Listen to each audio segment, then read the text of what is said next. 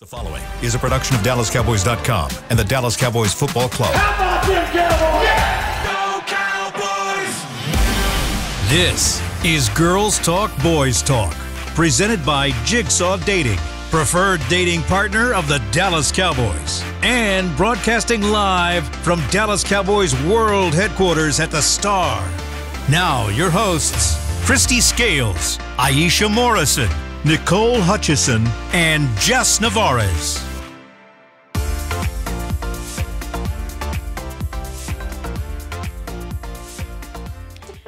Hello. Welcome into Girls Talk, Boys Talk, presented by Jigsaw, the preferred dating partner of the Dallas Cowboys, presented in this SWBC studio. Sorry, today it really is seeming like it's Friday. I'm sorry, y'all. This is our Friday. This is our Friday, technically. True. Nicole Hutchison here with Aisha Morrison and Jess Navarez. Ladies, well, I'll just start with... I'm getting hyped. You're also wearing green. It's Eagles week, y'all. Oh, It's y'all. go time. My bad. Let me My make bad. it. Let me make it out match your here. energy. I wore My green bad. yesterday by accident. It's okay. We're even. Jazzy, you playing with me today. You playing with me. Y'all, if y'all listening, she called me Betty Boop. I'm weak. And then she called Aisha Craig From Friday. And then she called Jess a marshmallow. marshmallow. So Jazzy, our producer right now, is on What are you hot supposed to my seat. bad side. What do you On the do hot when your seat. producer's out to get you? What do you do? Oh no. I don't know. We're I gonna don't have to either. find something because we're gonna be beefing.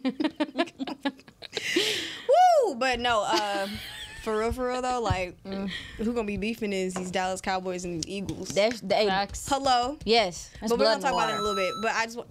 Oh, thanks. Oh, Jazzy. she's trying to get back on her good side. She's fine. It's not working though. But a little bit of just the mentality that you guys feel this team has heading into this game. I know we all three have been in locker room yesterday and today. So what's kind of the mentality do you feel like they have heading into this game? Confident, but not overly confident. It's a really even-keeled confidence. And what I really like about it is it's not a different kind of confidence than you would feel at any other game before this. And so, obviously they know what's at stake with this game. Obviously everybody knows, both teams know, but they're not going into this game thinking of that. It's just a confidence that we believe in ourselves, not so much they're worried about the Eagles in front of them, right? So, confidence. If I had to put in one word, it's confidence, and not overly eager, not overly doing it. A good sense of confidence in the locker room. Now, what's the theme this year? Carpe Omnia? Carpe Omnia. Seize everything? They can right now. They can with this game. They can go take, and even if it is just for however long, I mean, to just this late in the season have the opportunity to take the lead in the NFC East would be a big thing for them. I think I heard that Dak mentioned that this was the best practice. This is one of the best practices they've had in a while with Mike McCarthy's absence. It's going to be important. They practice in pads today. So it also lets you know that they understand some of the physicality is going to be there. Yo, I'm starting to get closer to the weekend. I'm starting to get a little hype. I'm starting to get a little. So I can only imagine how they feel with the build up to this game and how important it is for their future. So let's just go back to the overall theme of the team, and it's Carpe Omnia. They can seize everything right here, right now. That was bars. Yeah, I'm excited. Spitting bars. Spitting bars. Now, something that I kind of like is what Jess said. They're confident, but not overly confident. One thing that I guess one of the media members asked, I can't remember who, asked Dak about the San Francisco 49ers loss in Week 5. Dak goes, "We're still back there. Like, y'all panicked. We didn't. You know, we're 6-1 since then. And when your quarterback is there with that level of confidence, but he's not saying too much. That's the thing. He's saying just enough. And when your quarterback is thinking like that and has a mindset heading into a game like this, even with, what's at stake, I think that's something that's pretty important. Yeah, and if you go back and you look at the last time these two teams played, Philly was the game where we kind of started to see this offense turn a bit. You had the Chargers the week before. They blew them out, and they had a great game. But the Philly game was really, to me, where conceptually I started seeing some things. I was like, oh, okay, they want to get this passing game going, and we started really seeing it flourish from there. Another piece, too, was that Brandon Cooks hadn't been implemented. He was like the last Infinity Stone on the Thanos gauntlet to put in there. He's the last. Brandon Cooks. Yes, absolutely. So to Dak's point and his confidence, this offense has this offense. It's okay. It's okay. Offense confidence though. It's Like right. that's a good little mix of words. This offense has a lot of confidence in what they've been able to do during this stretch and how they've improved. And I don't know if they're really proving anything to anybody at this point. They're just going to go out there, play their ball, and just continue on this stretch and build that confidence going into the postseason. Do y'all feel like A lot of things today Me Sorry, too. my bad. about this game. Me too. Do y'all think that The this Eagles. Cowboys team is, and I mean, you kind of answered my question that I'm about to go with, but I want to ask Jess this. Do you feel like this is the same Cowboys team that we saw in Week 9 against the Eagles?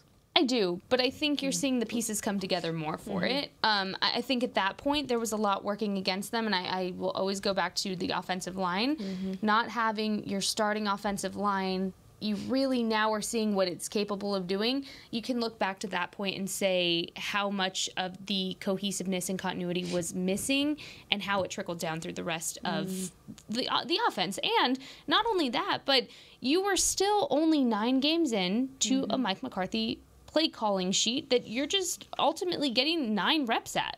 9 live game day reps at, because you can do it at practice, you can do it at training camp all you want.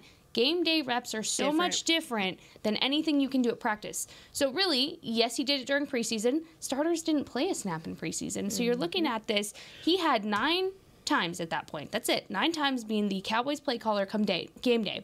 Now what you're seeing is you're seeing all of it come together. It was always there. You're just seeing all the right pieces come together. You're seeing confident, cohesive O-line, which in turn trickles back to Dak Prescott to feel confident and comfortable in the pocket and to play his best ball. He doesn't have to play hero ball. He doesn't have to chase the big explosive plays all the time. He can just do what he's doing right now, which is playing his best football. In turn, everybody's communicating well. The tight ends are communicating well. Your wide receivers are communicating well. Your running backs are communicating well. You're starting to get more of that run game going, which I think that was a really big difference in this last game to now. I think they only had 84 yards. Something like that. Yeah, it wasn't there yet. And I think 9 games into the season, when you had the entire offseason without your offensive line, it was expected that you were still going to have growing pains. I'm not making excuses for them going back to that point, but I'm just talking in general. There were going to be growing pains with all of the changes this team faced in the offseason, the adversity without your offensive line. Now is the time that it's clicking. So just enjoy the ride, guys. It's going to be a great game. Yeah. To answer your question, I do think they're different at the linebacker position. I do believe that Damone Clark and specifically Marquise Bell, as the season's going on for Marquise Bell, he's seeing it better, he's reading it better, he's explosive. You can just see that the position, he's coming to his own with the position. And again, he played linebacker in a pinch. I mean, him being out there, was Leighton out there last time too? When they played Philly? I can't remember. But sure. I think so, but I think it was Trayvon that was not. I'll double check, but I'm pretty sure Trayvon was already out at that point. Yeah, well, to answer your question, I do think that the linebacker position has gotten better since you played Philly, and then obviously offensively, you've gotten far better. You've meshed. You just mentioned the offensive line. Well, actually, one of the biggest matchups on the offensive line that I'm looking for is how Terrence Steele responds. My bad. Thanks. No, thank you. I appreciate you. That Terrence Steele and how he responds after arguably having maybe the worst game of his career against Philly last time. Hassan Reddick really gave them trouble, and if you remember correctly, Hassan Reddick and that hold that was drawn against Terrence Steele when they were late in that game when they were trying to go up and score was huge. There was one on Tyler Smith, and then there was one on Terrence Steele. So to your point, I do think that the cohesiveness there with the offensive line has gotten better. They're not getting penalized a whole bunch for holds. Right. So a lot of the penalties are coming on the defensive side of the ball. So I do think this team has found some togetherness, and they figure some things out. And I expect for them to throw some things at Philly, similar to some of the stuff that San Fran was able to do against them, because this scheme can do that now and has guys to do some of the things that San Fran had some success doing against Philly last week. If I'm not mistaken, that was Tyron's first game back, right? Wait. Second game back. It don't matter because he had sweat and handcuffs. So it was either way. And he is where he is now. Exactly. That was kind of where I was getting at, was that now that you have a whole different Tyron Smith, like vintage Tyron Smith playing alongside with Tyler Smith, you know what I'm saying? Like that offensive line is just absolutely dominating. But does heading into this week, fresh off a win like the Seahawks, where you were tested in so many different ways, and the Eagles, of course, losing against the 49ers in basically opposite way. I know what you're saying. You know what I'm trying to say? I know what you're saying. They're both in, like the opposite directions for both of them. Cowboys is one of the hottest teams right now in the NFL, and then the Eagles, you were one of the hottest teams, and then you kind of fold like that to the 49ers. Does it help heading into a game like this with that type of momentum? It can, but no, we got what you were saying. We totally got it. Yeah. We're all speaking the same language because our brain is right there with you. I think it can help, but I also think it goes back to this team just focusing on where they're at right now. Yeah. And it is just up to them what they do for themselves. And you're going to expect a great play from Philly. That's what they've given all season. All season. I know. Look. I wish you could have shown her face. I wish you could have seen when I was watching the game with my boyfriend over the weekend what I was saying about the Eagles. It was one word, repeatedly. What? Frauds. Over and over and over and over again. And anytime they would do anything, every time they would do anything, he's like, let me guess, you're going to say frauds. Yeah, frauds. Because here's the thing. They have been playing... I shouldn't say they've been playing great. They've found ways to win, and that's what matters the most, because look at their record, look at their seeding, right? So we can sit here and say all that, but they found ways to win, and they're in a position now where they don't have to rely on other teams to control their postseason destiny. They can do it themselves. Absolutely. And so at the end of the day, the Cowboys couldn't do that, and they're in their position now to... they have to win out, and they're in a position where they can take control starting this week. So, to answer your question, I think the progression has just been where it needs to be for this team to win. Yeah, it's important. I do think that Philly's response, and kind of keep my ears low to the ground with the Philly folks and some of they're looking for the response from this team. They're really looking at how they come out, and the same way I think we were when the Cowboys got stomped by the 49ers, where what changes are you going to make? What's going to happen? Now, the difference is that was early in the season for the Cowboys. Philly is having to make this adjustment and look themselves in the mirror and see if they can go toe-to-toe pretty late in the season. So some of their adjustments might be a little bit less, extreme, because how much can you change what you've done all season? We also are kind of seeing the difference in philosophies and stuff like that. I think it kind of got understated. The OC change, the DC change for Philly. And so their scheme and things are different, and that's where you see some of the confusion. I know we're going to get to it. We see some of the confusion from their defense. You see some of the stagnant play from their offense and some of the uncertainty. They are in a place, too, where I believe that this game's important to them as far as keeping they have controlled their own destiny, but baby, they lose on Sunday. It's not that they still don't control it. The train is off the tracks. Yeah, absolutely. It's not that they don't still control it, but they have to stay the course, because if people are starting to find chinks in their armor this late in the season, it could shake up some things. And which happens. Which happens. Even to the best of teams. Baby, are y'all forgetting the Cowboys last year? This time? We didn't know what the offense was. Let's keep it a buck. Like, we didn't know what the offense was. I remember we were uncertain. We were like, are they really are they really what we thought they were? Because they still were number one in scoring and all that stuff. But you saw that defenses were starting to figure out how to defend the Cowboys' offense last year. How to neutralize the run. And it was very absolutely. And just like Philly, they're starting to show chinks. They've given up over 120 yards on the ground the last 2 weeks. Listen, their response and how they come out in this game, it doesn't matter. If the Cowboys win and Philly wins, it doesn't matter. I really do think that people still are going to be looking at them schematically and asking some questions about what they're going to be going into the postseason. So, for me, I just think the Cowboys just got to come out and play their football. They play really well at home. They average over 40 yards a game. They get turnovers at home, which was a huge difference in the last time they played Philly, is that they could not reel in those turnovers.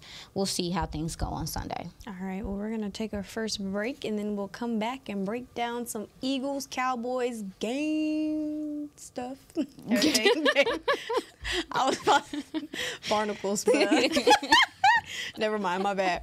We're going to go ahead and take our first break. You're watching Girls Talk, Boys Talk, presented by Jigsaw, the preferred dating partner of the Dallas Cowboys. We'll be right back. We know that juicy, cheesy, grilled to perfection burger sounds amazing, but it does sound like something is missing. Pepsi, baby! The yin to this burger's yang. Burgers and Pepsi go together like burgers and Pepsi. This perfect blending of flavors makes every bite of lettuce, every sesame seed on the bun, and every sip of that crisp, refreshing, ice-cold cola a journey to Foodtopia. Burgers, better with Pepsi. That's what I like. At Jigsaw Dating, we obviously want the Cowboys to bring that 6th ring home. But to be honest, we're more focused on finding the person who will put a ring on your finger. That's why we created a dating app that reveals your face through meaningful conversation, so you can date deeper. Because it's personality that matters the most, not looks. Join Jigsaw Dating today, dating partner of the Dallas Cowboys.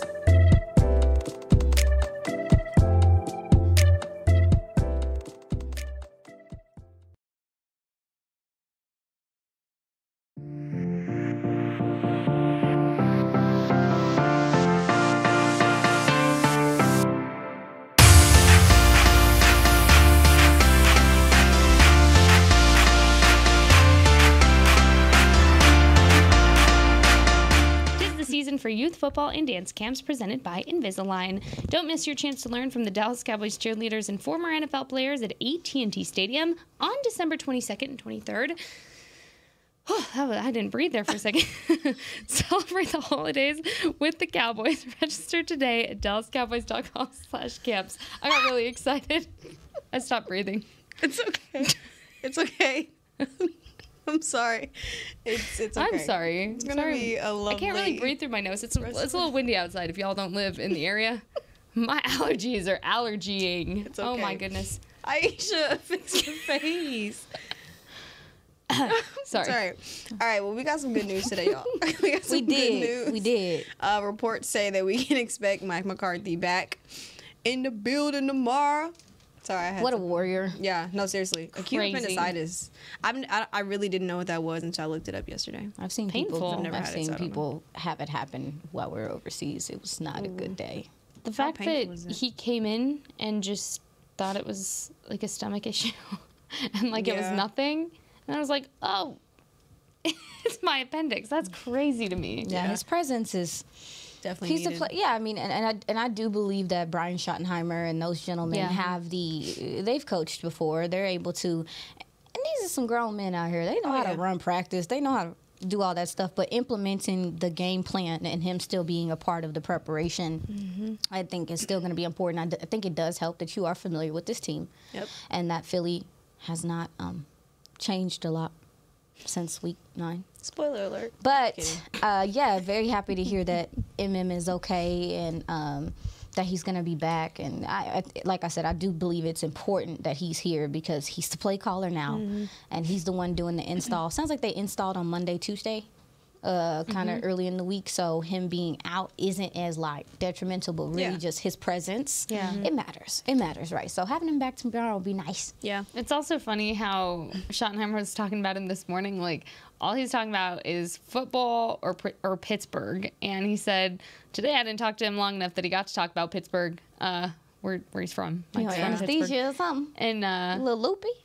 No, that's just the two things he talks about. Apparently, it's shoddy. Pittsburgh and football. Yeah, he said it's football first and then Pittsburgh. He's like, unfortunately today I didn't talk to him long enough that we got to the Pittsburgh part of the conversation. Just talked about football. I'm crying. Well, But that's also funny because cool. Dan Quinn said yesterday jokingly in the press conference, do you think this Irish man is going to miss this game? Yeah. I didn't know that Mike McCarthy was Irish. Yeah, she texted me. I was like, yeah. I said, he Irish? Yeah, I didn't know that either, but I thought it was funny because, I mean, I didn't expect him to miss that game. He would have been, I don't know, but he wasn't missing that game. No, he's not missing He's not this game. missing It's it. too big. Yeah. For sure. As we go through the Eagles' little injury report, Oh, is it out? the injury report is out for today. Please. Spare us. Thursday, Nice. the most, I'd say, what? Nothing. Oh, I'm sorry. I thought my you were bad. about to say mimosas. I was like, what? No. Thursday, Zach Cunningham, their linebacker, was limited. That's key to look That's out big. for. It's big. Well, Dallas Goedert was full participant, so we That's can also expect big. him to be on Sunday. Yeah, definitely big. Julio Jones did not participate. Darius Slay did not participate. Jack Stoll. Is it Stoll or Stall? Darius Slay didn't participate today?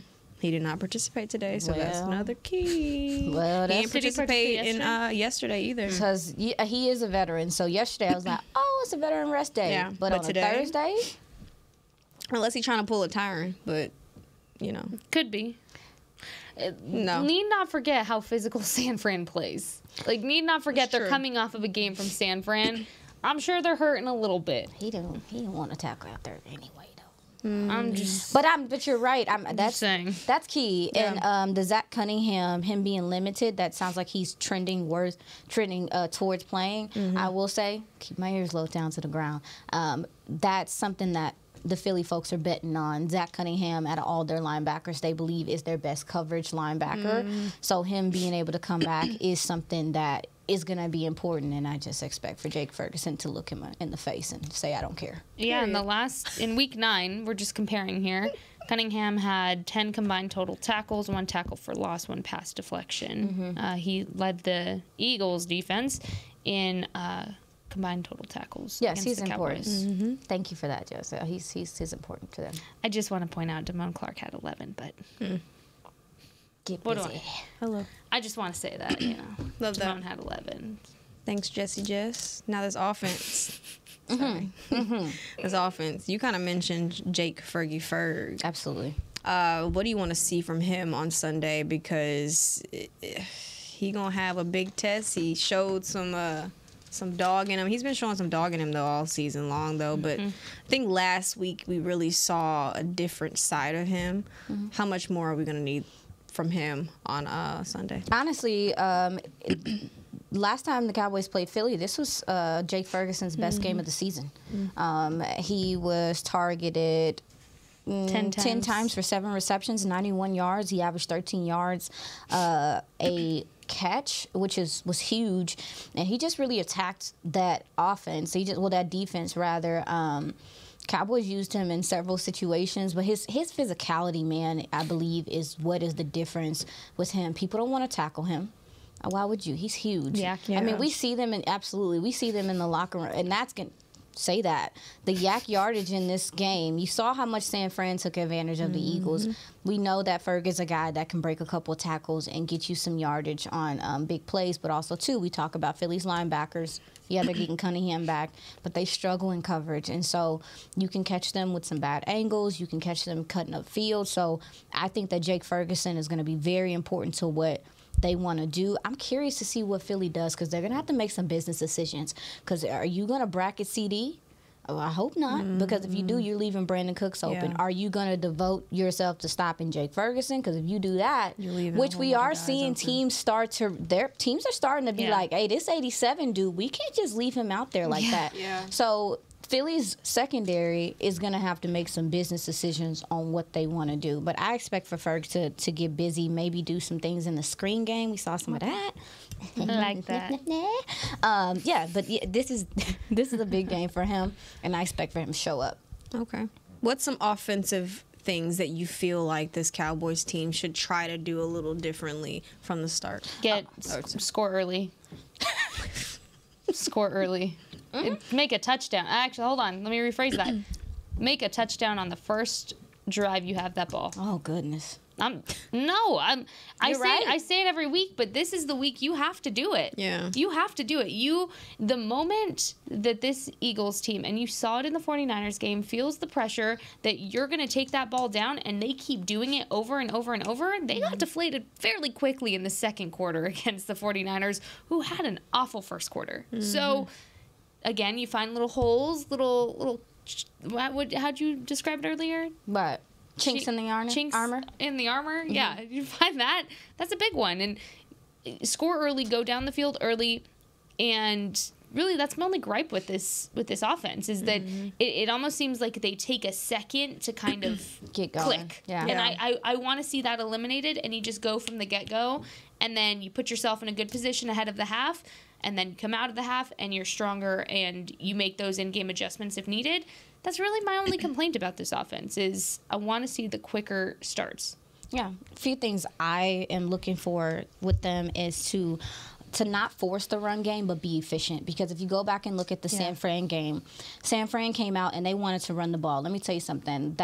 Those three hams in the middle of Philly's defense, Jalen Carter, Jordan Davis, and Fletcher Cox, when they're early in games, they can be really explosive coming off the line and causing your interior some trouble. So Tyler Smith, Tyler Biotish, and Zach Martin are going to have to play really stout to start this game. But like I was saying, as far as the run game goes, it really depends on how you decide to run the ball, because what San Fran did, they just really put them in a blender in a way with the motions and the misdirection and traps and slips and with the tight ends and stuff like that, which is why I think that Ferg can have a big day. But they attack the edges. They stretch the edges, and they stretched the edges, and they made sure that those flying edges like Sweat and Reddick they were running at them. They were tiring them out, and I think that's what you have to do against DTs like Philly, where running at them is just going to, I mean, it can be beneficial, but making them run from side is what's absolutely is what's going to help you in the long run. So I'm looking for dump-off passes, screens, things like that from this run game. Not so much just power on power, misdirection, motion. Obviously, the Cowboys have adopted more motion and more of that. Honey, these linebackers and safeties are so undisciplined with their eyes. If you catch, and again, we talk about the scheme, talk about some of the changes in coaching, their communication in the secondary, in the linebacking core, it really suffers communication-wise. And so for me, I'm looking at them running the ball efficiently in different ways, motion, and really getting those guys off kilter, having their eyes look one way, and play action is, to me, the way that you start off this offense. I know you want to go at the pass, and that's what San Fran did. They said, you know what, baby, this run game ain't cutting it. So they passed to open up the run, because obviously Philly's strength is their defensive line. That's the strongest part of their team. So why would you just go at it efficiently and in a smart way to start the game? I like that. For last time, I'm looking at the stats from the last time the Cowboys played the Eagles. The Cowboys were 6 of 15 on third down. Yeah. We know the Eagles they pride themselves in extending plays, extending drives. How big will that third down really come into play when it comes to the Cowboys? Well, on both sides. On both sides, really. Well, Philly currently, crazy enough, ranks last in the NFL on third down defense. So, and when the Cowboys played them before, I do believe that they were a little bit higher in the ranks at that point. So the Cowboys offense will have the opportunity to continue to stay on the field, stay above the sticks, and make plays. But the Philly offense, we talked about it. You just got to treat first and second down like it's your last. Don't put them in third and manageable situations, because they look at third and fourth down as like extra opportunities. They don't care. So to keep them behind the sticks early is going to be important. And if you do get in third down situations, to force the issue, disguise some looks, throw some different things at them, maybe rush somebody up the A and B gap and see what happens. So, yeah. I also think it's what we've seen a lot of the season is how aggressive Mike McCarthy is willing to be when it comes to fourth down. And so that could also be a factor in this game, that it's not necessarily a battle of third down, because you could get caught in some third down situations if they stuff you back.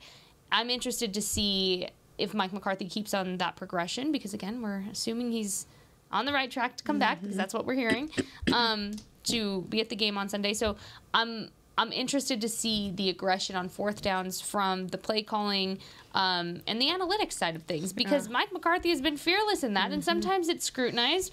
But when you're matching that aggression to what you know the Eagles are going to do, I kind of can't be mad at that, though. Baby, I don't want to be in fourth down. Please pass me either. I'm not gonna lie. Pass on first down, please. No. They're bad at it. Please. Say that louder. They're bad at it. No, not the first word. Not the Pass second part. on first down, Please. because they Are you hoping that McCarthy hears It's giving some ASMR right Somebody. now, honestly. their passing defense. Pass on first down. Their passing defense is hurting. Yo. Hurt. Pain. You look like one of those TikTok people that are like on ASMR, like doing all the weird things. Light them up. No, I like the word aggressive, and not just on fourth down, but throughout this whole game, because the last time that the Cowboys played them, I mean, you got some guys involved, but not enough. And we saw over the last couple of weeks how maybe Brandon Cooks is getting like 7, 8, 9 targets. You know, you're seeing Jake Ferguson get 8, 9. But in week 9? CeeDee Lamb, 16 targets. Jake Ferguson, 10. But you see Brandon Cooks with 2. It's important. Tony Pollard, 5 carries. And I'm sorry, my bad. Tony Pollard, 5 targets. He had 12 carries. Michael Gallup, only 3 targets. I mean, Kevontae Turpin, only 1 target. That's because he got knocked out. Well, yeah, got knocked out. Unfortunately. And then Luke Schoonmaker, 1 target. So I think the amount of balance that we have as far as ball distribution will be important as well, because we've seen that and how it's paid dividends for this team over the last couple of weeks. Yeah, you even go back to week 8, which was against the Rams, and it's very similar to that.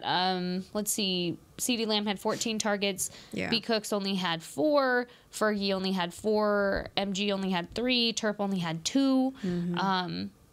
And so on and so forth as you go down. But I think that's a big plus going into this game, is that the Cowboys have figured out how to give somebody a little bit of everything when it calls for it. They know what the look calls for, and they go for it. And so, again, I think this goes back to the unselfishness of this team and a very stacked wide receiver room to understand, that maybe you're not getting the ball, but it's winning you games that other people are getting it at times that you know you want it, but for the greater good, you know what you're working towards. Yeah, and to add on to that, Jess, with this team, with this secondary and these linebackers, let me tell you something. They didn't want to tackle last week. They could not get off of blocks down the field. The whole secondary could not get off of blocks to tackle.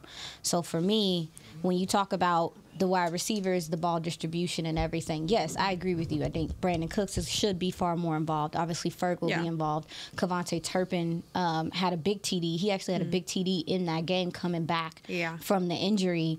Getting those gentlemen more involved is going to make a difference, but what they do when they don't have the ball in their hands is also going to make a difference, because the 49ers, one of the dopest things about them is the fact that it's always all hands on deck with them, and their receivers are so willing to get out and block downfield. That's why they have these big yak plays. That's why it's difficult to tackle them, because they have guys that are willing to sacrifice their bodies for other guys to get opportunity. So I'm also looking for these receivers to be willing blockers and to get out there and block downfield, because Jess mentioned the magic word earlier, yak. And that is such a huge part of what I think this Dallas offense is going to have to do as well, is the yards after catch could be huge as well for them, because Philly is having trouble consistently tackling, and I do think they are a little banged up from this past game, but also too building up to that point, they were a little beat up as well. Yeah, and maybe even like kind of be more creative, maybe get like a lineman out there and block, because I know sometimes they use Kelsey to go out there and make some blocks just to kind of give them some extra where they come around and stuff. Yes. San Fran did some things like that, getting up on their linebackers, getting up on these safeties, and putting them in bad spots. Yeah, the athleticism of your offensive line could definitely come into handy in a game like this. I agree. For sure. All right, ladies, let's go ahead and take our second break. You're watching Girls Talk, Boys Talk, presented by Jigsaw, the preferred dating partner of the Dallas Cowboys. We'll be right back. At Jigsaw Dating, we obviously want the Cowboys to bring that 6th ring home. But to be honest, we're more focused on finding the person who will put a ring on your finger. That's why we created a dating app that reveals your face through meaningful conversation, so you can date deeper. Because it's personality that matters the most, not looks. Join Jigsaw Dating today, dating partner of the Dallas Cowboys.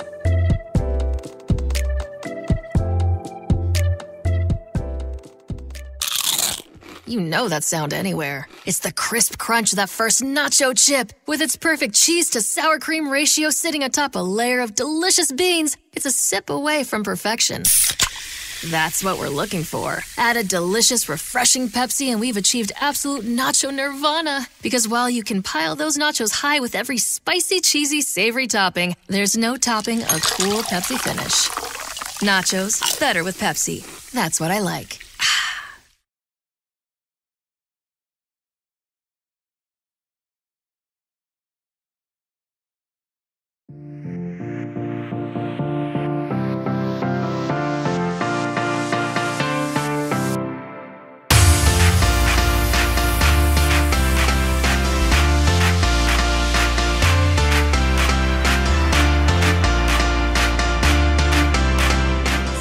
Most electrifying event of the holiday season, Cowboys Christmas Extravaganza, powered by Reliant. Every Friday and Saturday night through December 16th, Cowboys Christmas Extravaganza ignites the store in Frisco with an unforgettable holiday performance showcasing 65 performers, including the world-renowned Dallas Cowboys cheerleaders, Santa Claus, and appearances from your favorite Dallas Cowboys heroes. Visit thestardistrict.com for more information. All right, bet. What was that? I'm laughing at Nick Bosa. Oh, it's all over Twitter right now. It's kind of, he gave up. So obviously the 49ers, the Cowboys beating Philly could help them out because they're chomping at the bit for the #1 seed. We don't want that. However, he talked about basically the blueprint and just kind of how they played Philly. And what they did, and we talked about this the other day, is that they rushed contain, which means they're not getting too far upfield. They're getting in, they got into Jalen Hurts' kind of blind spots and just sat there. It wasn't just super aggressive getting upfield, because he'll take advantage of that and run straight through the middle or step up in the pocket and make passes or escape to the outside. They contained him and made him have to stand in the pocket and make passes downfield as they drop guys in coverage. But what they also did, what you'll notice on film, is that the rush gets to him and he starts looking at it. He's not looking downfield. He's looking at these humans in front of him. And so Bosa was just saying, like, we put the blueprint out there if you guys want to take it. Like, first of all, I mean, we could, but I think that might be the approach the Cowboys take. But at the same time, it's like, you got to have the linebackers to do it. So your linebackers got to play well. But I just thought it was funny because, Bosa, we see what you're doing. We see what you're doing. We don't trying to expose them. No. They would love for the Cowboys to be. Yeah, they want the number one seed. Because they want the number one seed. Of course they do. Yuck. I mean, man. Oh, I know I'm torn a little bit. I'm like, it's a little early to talk about playoff scenarios and situations, right? It's not. But we got 4 games. I'm about to say it's about well, I'm just saying, taking it 1 week at a time with that approach. I'm just saying, I would love nothing more than the Cowboys to slay their dragons come postseason. Same. And I'm gonna leave it at that. Same. All right. Oh, quick question. Sorry, you had mentioned you had something on the defensive line. What did you kind of notice? So I was looking, right? And Jalen Carter, Jordan Davis, we know that Fletcher Cox, was he full today? on the injury report? for Because I you. know he was dealing with a hamstring. He He's was important. full participant. Big deal. That's important. But I was just looking at their defensive tackle depth and just kind of how things are starting to turn for them in run defense wise. And kind of I looked at 3 games, and in the second half of these games, you see teams finding some success running the ball. And I was wondering kind of why, but I think it does have to do with the depth. I do think it has to do with the lack of consistent depth that they have. I think they have Milton Williams. I cannot. Jomo. Yeah. Moro. Yes, and then I cannot Sorry. say his name, and I don't want to mention it. Tia Pelotu? I think that's I think it. that's how you say Sounds it. right. Tia Pelotu. Tia They have him Pelotu. as well. And these gentlemen can play, but they're not like the first three guys. And on the opposite side, I think the Cowboys have DTs that can come in, and there's not a huge drop off in what they're able to do. I do believe that you are starting to see some wear and tear from those young gentlemen. Jalen Carter, it's very normal for guys to hit kind of a rookie wall coming out their rookie year and to start. And he's still playing good ball, but I noticed in the second half of games he's getting turned a little bit more, and there are rush lanes opening up in the middle of that defense. Same with Jalen Carter. So when these guys towards the third, fourth quarter, if you're wearing on them, you can start to see some of that open up. And I was just looking at why their defensive line is starting to give up these big runs, these big chunk runs later in the game. I think it has a lot to do with experience, which is why I believe Fletcher Cox is important. But I do think it also is important because of their rotation of guys that they have. Maybe they don't feel like they can get the same level of play from those other gentlemen, so they're playing the bulk of the snaps. Then you can start seeing it later in games. So maybe something for the Cowboys to take advantage of is where it's like, we're going to pass to open up the run, and later in the game, you're so tired from running and chasing us that we can run the ball effectively to close the game. Ooh, and that's not something you want to see at this point of the season. The depth not showing up. Yeah, and again, it's not necessarily their fault. That's why depth is so important. That's why all that stuff is so important. And with Fletcher Cox, he's probably the best. I mean, Jalen Carter's a player, but the run defense from him he's one of the best because he reads it so well. He's like he's like Hankins for us. Yeah. So, I just wanted to point that out. It was something that I noticed, and I think it can be important in this game. I have a question. What if the Cowboys win this game? Would you consider this team to be an elite team? Yeah. E-word is, I don't play with that E-word. Well, I think they've been playing at an elite level. The quarterback has. Right. I think the quarterback has. Right. I think if they do win this game, then the offense is by far one of the best offense in the NFL, top 3. But the quarterback, if he go out there and I mean, here's the thing, though. You look past the NFC and you just look at the NFL alone right now. The Cowboys are at the top of most of those lists. Top 5. Absolutely. Top 5. 6 if you're being greedy. You are one of the most elite teams across the NFL right now. With how rosters are stacked on other teams, with how things have fallen for other teams, especially with the amount of quarterback injuries that you've seen so far this season. That's impacted a lot of teams, more than you ever want to see in one season, if ever. When you're at the top of that conversation and the top of those lists, you are one of the most elite teams in the NFL right now. The only people that can defeat them, only team that can defeat them is themselves at this point. They have everything they need. Just got to continue to grow off of it and start Sunday. Yeah. Interesting. Yeah. When I say elite, which I think they have the potential to be elite, I think of 49ers. Yeah, man. When I think of elite, I think of They're also elite. the Dolphins. I think of the Dolphins. You're crazy. They have elite talent. They have elite talent. I'm sorry. They have elite talent, which Matters. it matters. I think of those 2 teams, and The Ravens. I think the Ravens. I forgot. What are they? 9-3. Their defense is crazy. Ridiculous. Ridiculous. Lions. What the Texans came out of What? nowhere too. Yeah, but they ain't there. I'm not saying they're elite. I'm just saying They'll get there. They gonna get there. I'm just though. saying though, A-Town, the all that. amount of jump that Oh, for Texans sure. team has taken in the last For year sure. impressive. For sure. But when I think of elite, the teams that I just mentioned is who I'm thinking of. I think the Cowboys will be considered elite once they actually do this in the postseason. Oh, for sure. Well, I'm not going to put that on them. I ain't going to put that evil on them, Ricky Bobby. I think so. Well, because sorry. No.